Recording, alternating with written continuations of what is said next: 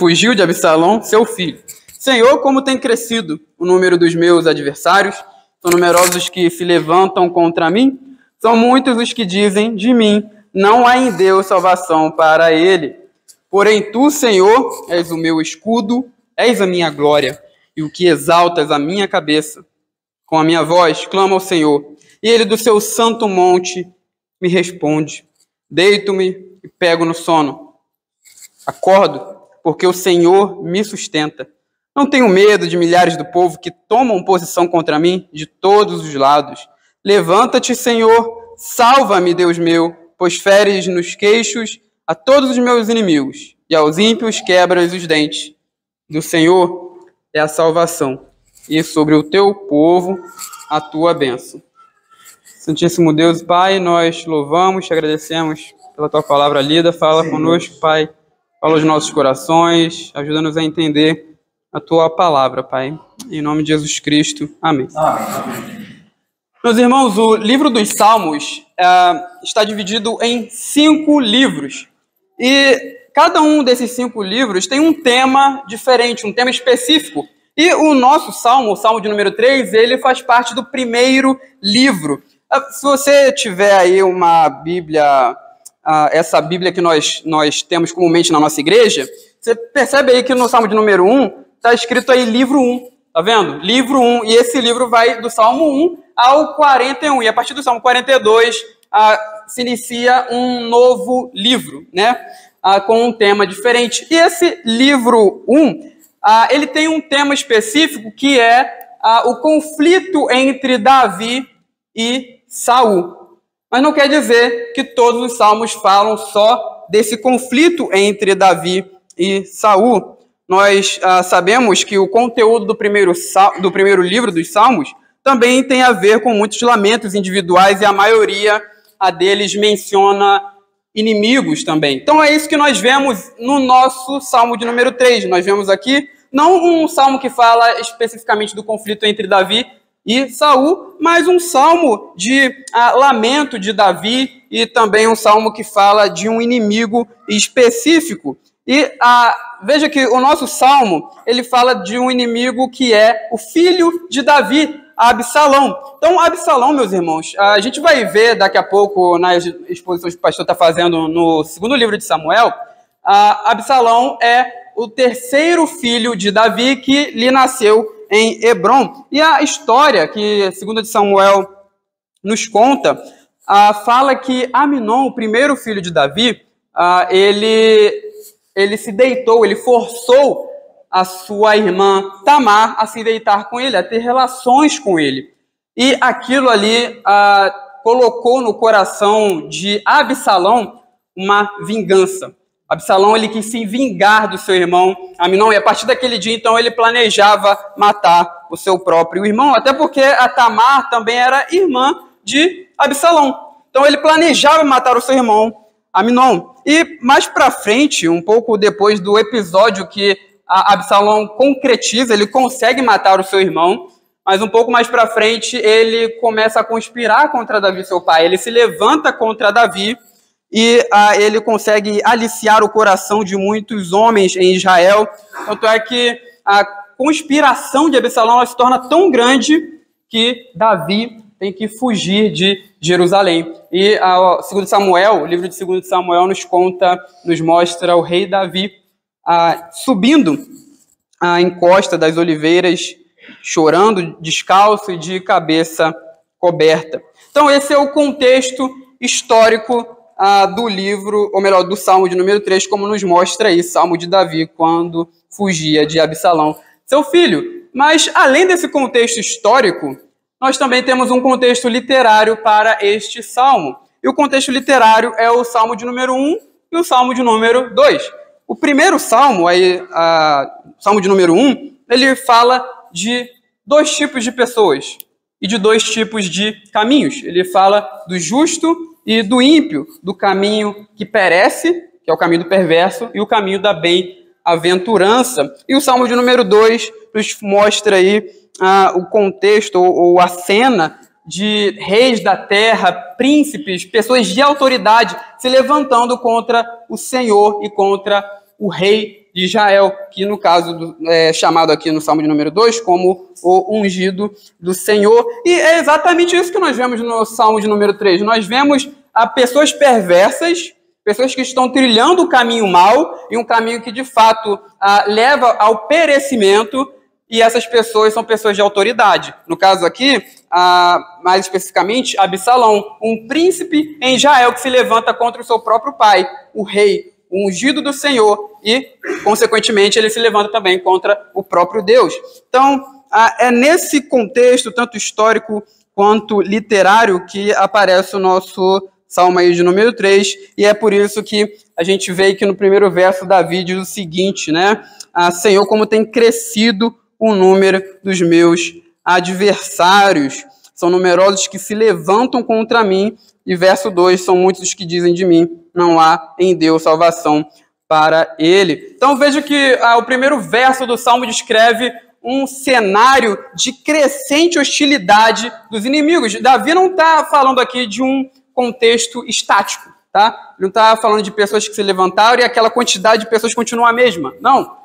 Ele não está falando isso, ele está mostrando que, de fato, inimigos se levantaram, adversários, opressores, e essa conspiração, essa opressão é crescente.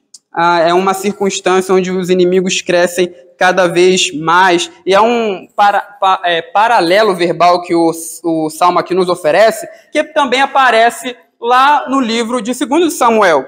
O livro de Samuel, o segundo livro de Samuel, lá no capítulo 15, ele diz o seguinte: também Absalão mandou vir Aitofel, o gilonita, do conselho de Davi, da sua cidade de Gilo, enquanto ele oferecia os seus sacrifícios. Tornou-se poderosa a conspirata, e crescia em número o povo que tomava o partido de Absalão. Então, está vendo?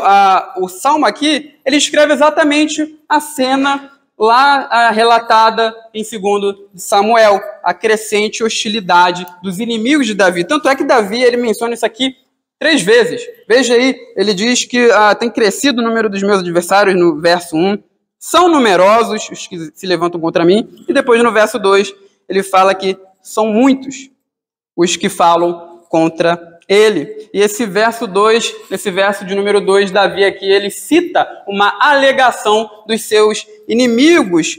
Não existe salvação para ele em Deus. É uma alegação, obviamente, presunçosa, porque é como se eles estivessem falando que não há capacidade em Deus para salvar Davi, mas também é uma alegação que tem o objetivo de atingir Davi, minando as suas esperanças em Deus, minando ou exterminando a confiança, a esperança que Davi tinha em Deus. Então, veja que os inimigos de Davi estavam certos que não há escapatória para o rei. De fato, o rei Davi pereceria. E nós aprendemos aqui, meus irmãos, que a vida dos fiéis não é livre de ataques, afrontas, traições, até mesmo de pessoas próximas de nós. Veja que Absalão é um dos filhos de Davi, é um dos filhos do rei Davi.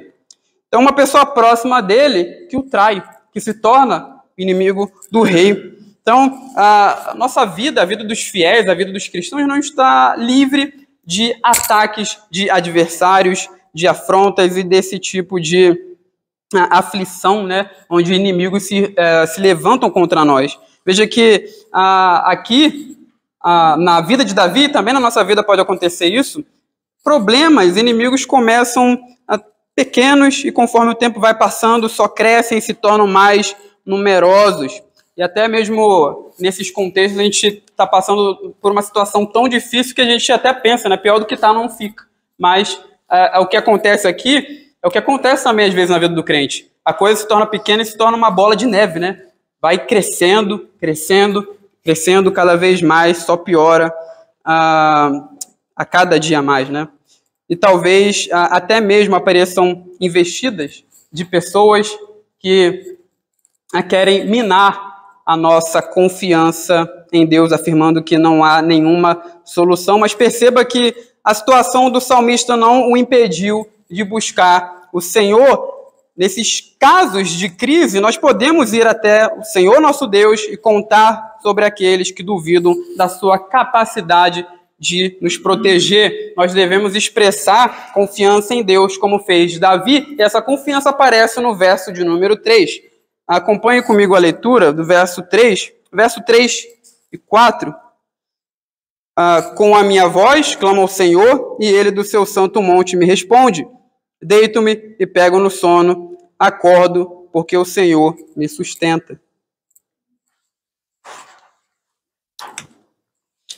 Veja que, perceba que diante de toda essa situação terrível e crescente, o salmista confia no Senhor. O clamor de Davi no verso 3, meus irmãos, é um contraste da frase que os seus inimigos citam. Veja que os inimigos de Davi, eles falam que com certeza não há em Deus salvação para Davi. Para eles, o resultado daquela situação já estava completamente garantido.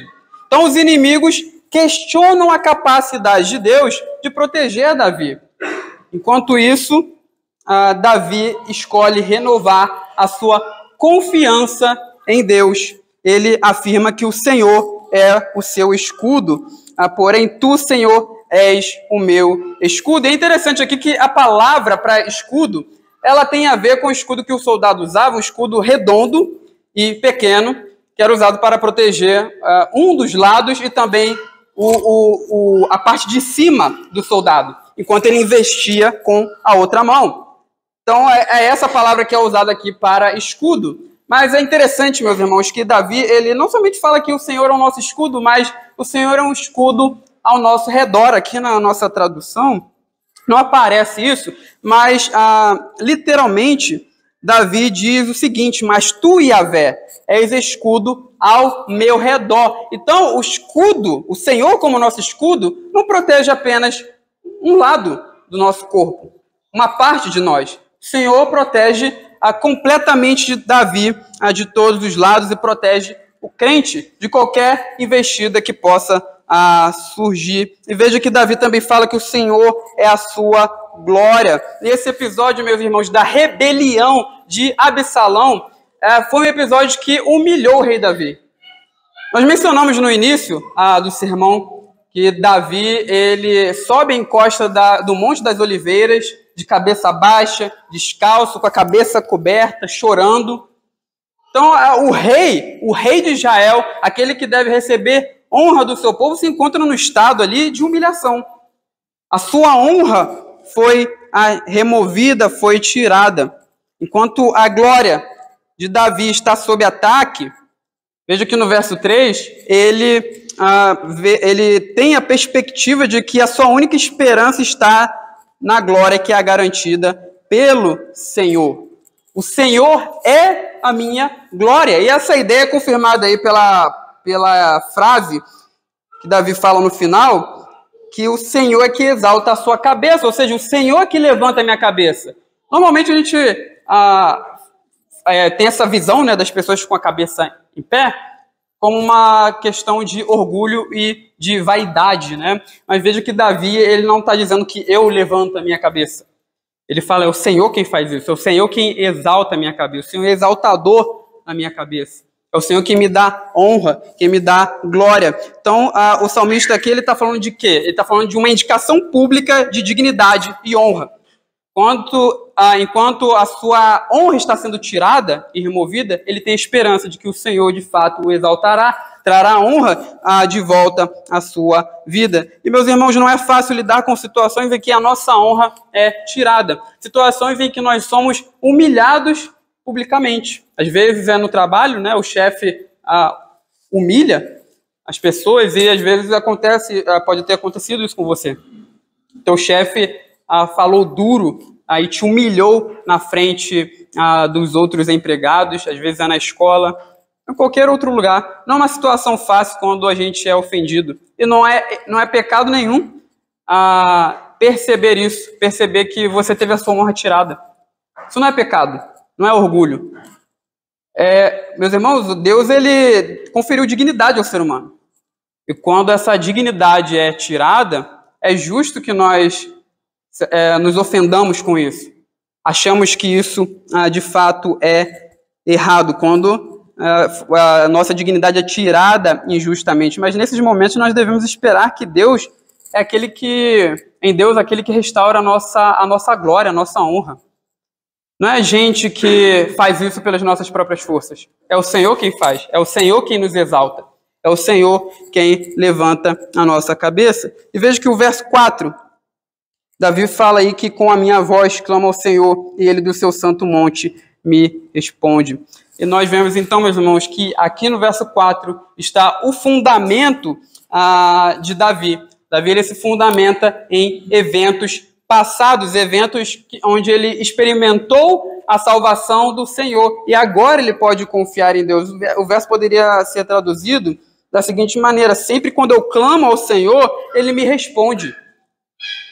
Então Davi está se fundamentando em eventos passados. Ele experimentou a salvação de Deus, aí agora ele confia no Senhor, de que o Senhor de fato o salvará no presente.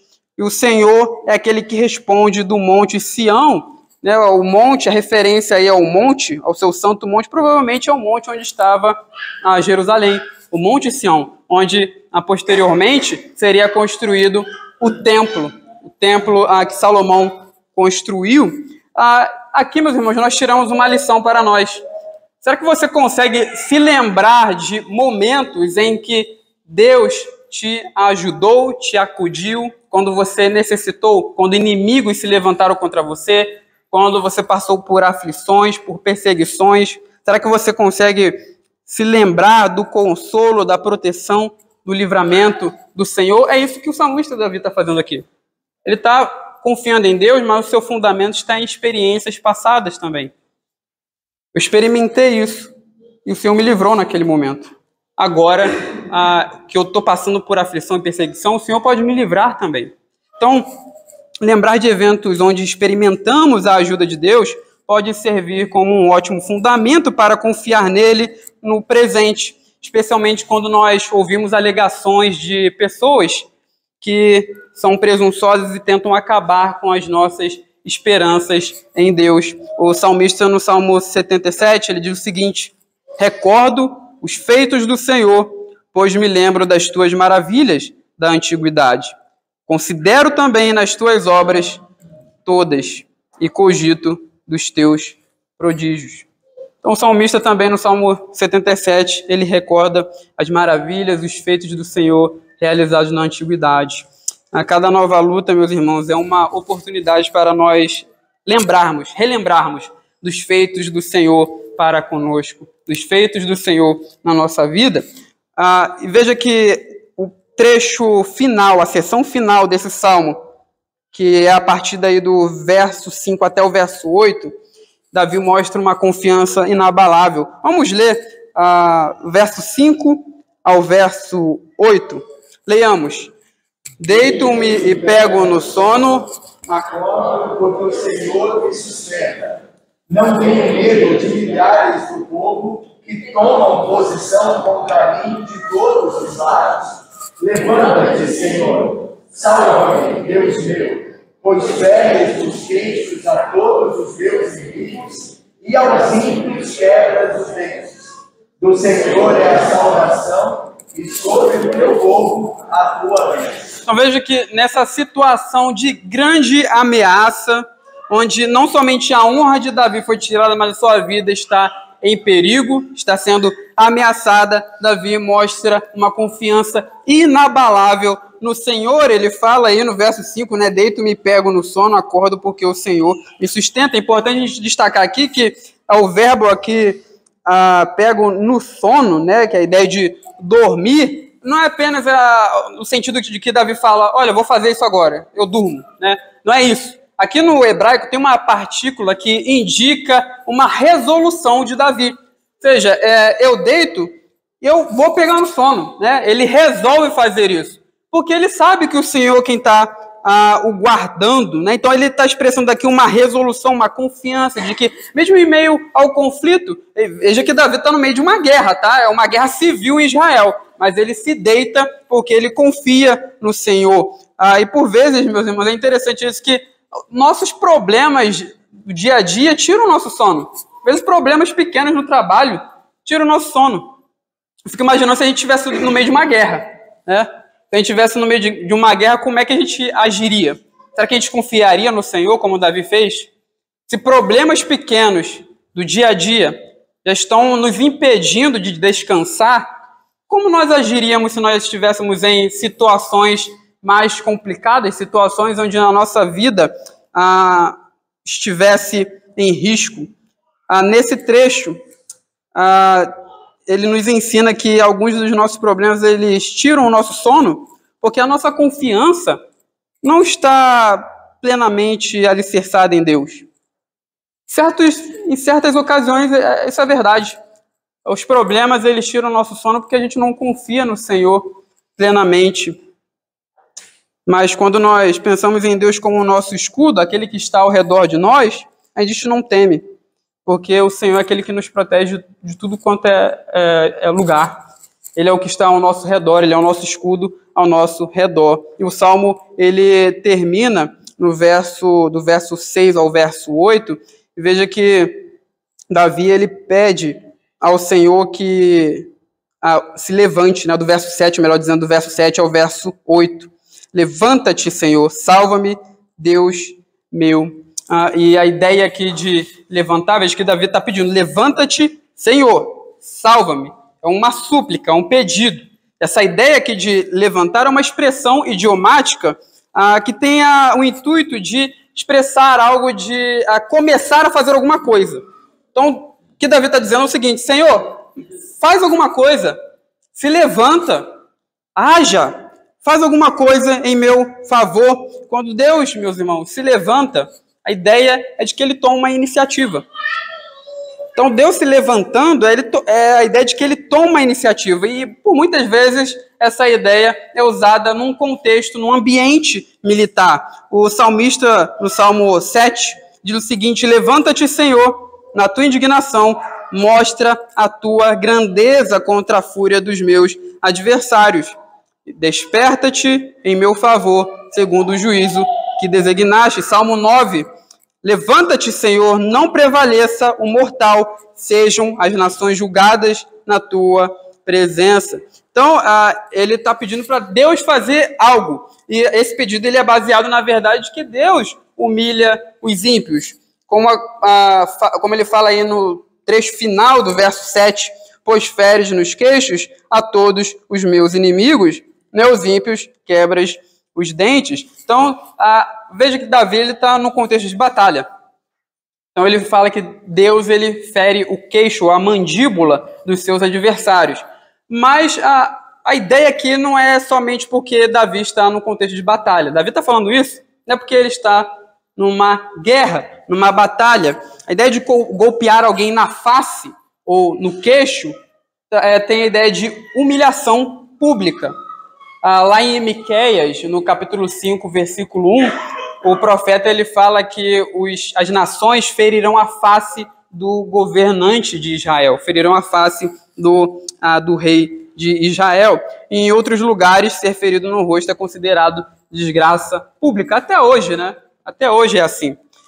Veja que Lamentações 3,30 diz o seguinte: ofereça o rosto a quem o quer ferir e engula a desonra. Então, é isso que Davi está falando. Davi está pedindo para Deus se levantar e o salvar, porque ele sabe que Deus humilha os ímpios, os perversos. E, além disso, Deus ele fere, ele quebra os dentes dos seus adversários. Aqui a ideia de que os ímpios estão sendo descritos como leões, né? A ideia de o leão ele arrebatar a presa com os seus dentes. Então, Davi sabe que Deus ele quebra os dentes dos seus adversários para que ele não seja como uma presa que é levada por um animal, né?